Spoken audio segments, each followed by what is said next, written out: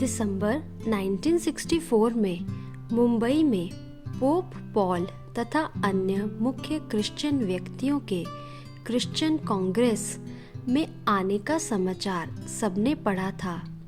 कई लोगों ने तो इसे पसंद भी नहीं किया था, परंतु परमात्मा की तो सभी संतान है, चाहे पोप हो या कोई और। सभी को पारलौकिक पिता के अवतरण का परिचय मिलना ही चाहिए, चाहे कोई माने या ना माने। इसलिए बाप दादा के निर्देश पर मुंबई में मैरीन ड्राइव पर एक विशेष विश्व नव निर्माण प्रदर्शनी का आयोजन किया गया और रोम में पोप पॉल को तार द्वारा प्रदर्शनी देखने का निमंत्रण भेजा गया था। पोप पॉल को ईश्वरीय ज्ञान के 30 बाय 40 आकार के रंगीन चित्रों का सुनहरी सेट तथा रियल गीता भेंट करते हुए भ्राता जगदीश चंद्र जी ने ईश्वरीय संदेश दिया कि इन चित्रों को समझने तथा सच्ची गीता के अध्ययन से ही स्वर्ग की प्राप्ति हो सकती है।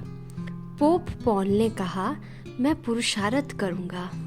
पोप के अतिरिक्त मुख्य कार्डिनल व अन्य कार्डिनल तथा पादरियों को भी चित्रों के सुनहरे सेट ईश्वरीय सौगात के रूप में सैकड़ों की संख्या में भेंट किए गए। शिव बाबा ने पिताश्री के द्वारा उपरोक्त समस्त कार्य को करने का निर्देश देते हुए कहा था कि क्रिश्चियन बच्चे भारत में आ रहे हैं। भारत परमात्मा शिव की जन्म और कर्म भूमि है, तो इन सबके उस पिता का संदेश इन्हें अवश्य मिलना चाहिए। क्या ये कर्तव्य किसी साधारण मनुष्य का हो सकता था, जो पोप को भी ईश्वरीय ज्ञान लेने के लिए संदेश भेज सकता? परंतु शिव बाबा की नजरों में तो वह आत्मा भी उनका ही एक बच्चा है। बाबा का प्रत्येक महावाक्य, प्रत्येक कर्तव्य तथा प्रत्येक विचार हम आत्माओं की उन्नति के लिए ही था, क्योंकि उनसे ये सब कुछ करवाने वाला स्वयं दया का सागर शिव बाबा उनके रथ का सारथी था। मुझे सन 1966 की एक घटना याद आती है।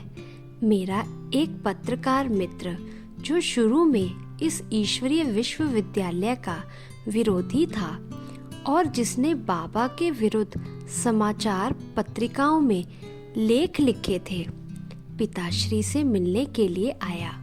पिताश्री से कुछ ही क्षणों की बातचीत के उपरांत मेरा वही मित्र पश्चाताप करने लगा। बाबा, मैंने बहुत पाप किया है। मैंने ओम मंडली के खिलाफ आंदोलन के समय आपकी ओर पत्थर फेंके थे और कई बार आपके विरोध लिखा भी है। आज मैं अपनी भूल महसूस कर रहा हूँ और क्षमा चाहता हूँ। पिताश्री ने मुस्कुराकर कहा, बच्चे, जो बीत गया सो ड्रामा, अब बीती को याद ना करो। ऐसे तो कोई लोग सुनी सुनाई बातों के आधार पर लिख देते हैं। शिव बाबा को तो इसकी परवाह नहीं। जो सत्य है वह आज नहीं तो कल अवश्य सबके सामने प्रकट हो ही जाता है।